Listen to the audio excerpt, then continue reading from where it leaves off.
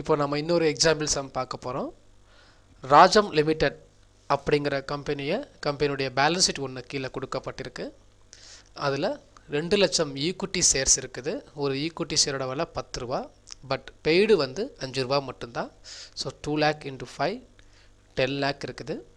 அதே போல் 6000 8% preference shares இருக்குது. ஒரு ஷேரோட விலை 100 ரூபா. அது ஒரு 6 lakh இருக்குது. 9% டிபென்ச்சர்ஸ் ஒரு 6 lakhsக்கு. இந்த டிபென்ச்சருக்கு இன்ட்ரெஸ்ட்டு கொஞ்சம் தர வேண்டியிருக்கு, தராமல் அவுட்ஸ்டாண்டிங்காக நிற்குது. அது ஒரு 1,08,000 ரூபா. பேங்க் ஆஃப் இந்தியா அவங்ககிட்டருந்து கடன் வாங்கியிருக்காங்க கம்பெனி. அது 1,50,000 ரூபா இருக்குது. அந்த பேங்க் ஓவர் டிராஃப்ட்டுக்கு தர வேண்டிய வட்டி ஒரு 15,000 ரூபா இன்னும் நிலுவையில் இருக்குது, அவுட்ஸ்டாண்டிங்காக இருக்குது, தரலை. கிரெடிட்டார்ஸ் ஒரு 69,000 இருக்கிறாங்க. இது ஃபுல்லாக கம்பெனியுடைய லேபிலிட்டியாக இருக்குது.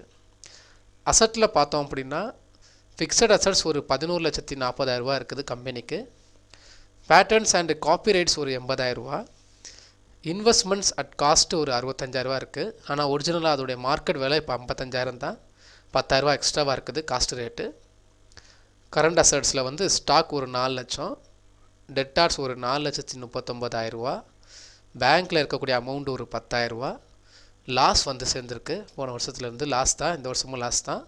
அந்த லாஸ் மொத்தம் 4,08,000 ரூபா லாஸ் ஆகிருக்கு. அது ப்ராஃபிட் அண்ட் லாஸ் அக்கௌண்ட்டில் அசட் சைடில் காட்டியிருக்காங்க. ஸோ இப்படி ஒரு பேலன்ஸ் ஷீட் கொடுத்துருக்காங்க. இப்போது இந்த கம்பெனி ரீகன்ஸ்ட்ரக்ஷன் பண்ணணும், ஏன்னா லாஸ் இருக்குது இல்லையா. ஸோ ரீகன்ஸ்ட்ரக்ஷன் பண்ணலாம் அப்படின்னு முடிவு பண்ணியிருக்காங்க. அப்போ ஒவ்வொருத்தரும் அவங்கவுங்க பொறுப்புக்கு என்னென்ன விட்டு கொடுப்பாங்க அப்படிங்கிறத இனி அடுத்த இன்ஃபர்மேஷனில் நம்ம தெரிஞ்சுக்க போகிறோம். ஃபஸ்ட்டு என்ன சொல்கிறாங்க அப்படின்னா, preference dividend is in arrear for 1 year. Preference share ஹோல்டர்ஸ்க்கு ஒரு வருஷம் டிவிடெண்ட் கொடுக்காமல் இன்னும் ஹரியராக இருக்குது அப்படின்னு சொல்லியிருக்கிறாங்க. எவ்வளோ ஹரியர் இருக்கும் கொஞ்சம் பாருங்கள். ப்ரிஃபரன்ஸ் ஷேர் ஹோல்டர்ஸு மொத்தம் 6 லட்சம் இருக்கிறாங்க. 6 லட்சத்துக்கு ஒரு வருஷம் 8% டிவிடெண்ட் கொடுத்தா 48,000 ரூபா வரும். ஸோ அந்த 48,000 ரூபா வந்து போன வருஷம் டிவிடெண்ட் கொடுக்காம இன்னும் ஹரியராக இருக்குது. ரைட், அதை மனசில் வச்சுக்கோங்க. அடுத்து இப்போ ஒவ்வொருத்தரும் அவங்கவுங்க பொறுப்புக்கு கம்பெனியை டெவலப் பண்ணுறதுக்கு எவ்வளோ விட்டு கொடுக்க போகிறாங்கன்னு பார்ப்போம். ஃபஸ்ட்டு ப்ரிஃபரன்ஸ் ஷேர் ஹோல்டர்ஸ் என்ன சொல்கிறாங்கன்னு பார்க்கலாம். Preference share holders to give up their claims inclusive of dividends to the extent of 30% and decide to be paid off. Preference share holders வந்து அந்த 6 லட்சமும் ப்ளஸ் அவங்களுக்கு ஒரு வருஷம் சேர வேண்டிய டிவிடெண்ட் அது ஒரு 48,000, மொத்தம் 6,48,000 ரெண்டையும் ஆட் பண்ணி 30% வரைக்கும் நாங்கள் விட்டு கொடுத்துட்றோம். பேலன்ஸ் இருக்கிற 70% அமௌண்ட்டை எங்களுக்கு கொடுத்துருங்க, நாங்கள் இதோட போயிடுறோம் அப்படின்னு ப்ரிஃபரன்ஸ் ஷேர் ஹோல்டர் சொல்கிறாங்க. ஸோ அது ஓகே ஆகுது. ரெண்டாவது டிபென்ச்சர் ஹோல்டர்ஸ் என்ன சொல்கிறாங்கன்னா, debenture holders agree to give up their claims to interest in consideration of their interest being enhanced to 12%. Debenture holders வந்து தன்னுடைய இன்ட்ரெஸ்ட் ரேட் இருக்குது பார்த்தீங்களா, அது வந்து என்னது 9லேருந்து 12% மாற்றுங்க.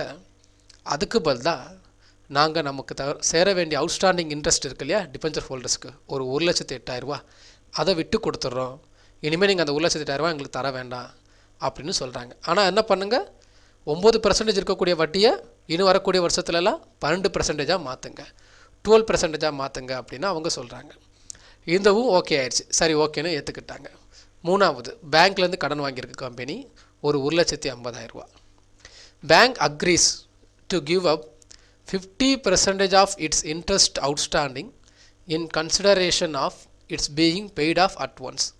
பேங்க் தன் பங்குக்கு என்ன சொல்லுதுன்னா, 1,50,000 ரூபா நீங்கள் கடன் வாங்கியிருக்கீங்க, வட்டி ஒரு 15,000 ரூபா நிற்கிது, நீங்கள் வட்டியில் மட்டும் ஒரு 50% கழிச்சுக்கோங்க, 7,500 ரூபா தர வேணாம், மிச்சம் இருக்கிற வட்டி 7,500 ரூபா ப்ளஸ் 1,50,000 ரூபா மொத்தமாக ஒரே டயத்தில் எங்களுக்கு பெய்ட் பண்ணிடுங்க போதும். ஸோ பேங்க் அவங்க பங்குக்கு ஒரு 7,500 ரூபா விட்டு கொடுக்குறாங்க.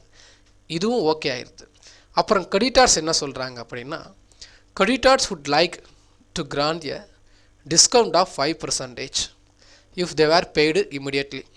அவங்க என்ன சொல்கிறாங்க, கிரெடிட்டார்ஸ் மொத்தம் எவ்வளோ இருக்குது பாருங்கள், அமௌண்ட்டு 69,000 ரூபா இருக்குது. ஓகேயா? அப்போது இந்த 69,000ல் அவங்க வந்து ஒரு 5% கழிச்சுக்கிட்டு பேலன்ஸ் இருக்கிற அமௌண்ட்டை எங்களுக்கு உடனே செட்டில் பண்ணிடுங்க, எங்களால் 5% தான் விட்டு கொடுக்க முடியும் அப்படின்னு கிரெடிட்டார் சொல்கிறாங்க. அதுவும் ஓகே அப்படின்னு ஏற்றுக்கிறாங்க.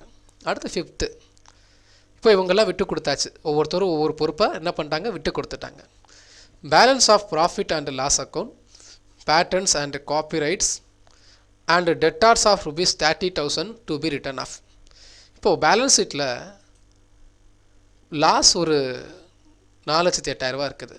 இதை கேபிட்டல் ரிடக்ஷன் நம்ம உள்ள கழிச்சு விட்டலான்னு முடிவு பண்ணியிருக்கிறாங்க. அப்புறம் பேட்டர்ன் ரைட்ஸ் இருக்குது, இதே என்ன பண்ணிடலாம், கழிச்சு விட்டுருங்க அப்படின்னு முடிவு பண்ணியிருக்காங்க. அப்புறம் டெட்டார்ஸில் கூட ஒரு 30,000 என்ன பண்ணலாம், கழிச்சு விட்டுடலாம் அப்படின்னு முடிவு பண்ணியிருக்கிறாங்க. ரைட்டா? ஸோ பேலன்ஸ் இருக்கிற profit and loss account, patent and copyrights, டெட்டார்ஸ்லேயே ஒரு 30,000 கழிக்கப்படும் அப்படின்னு முடிவு பண்ணுறாங்க.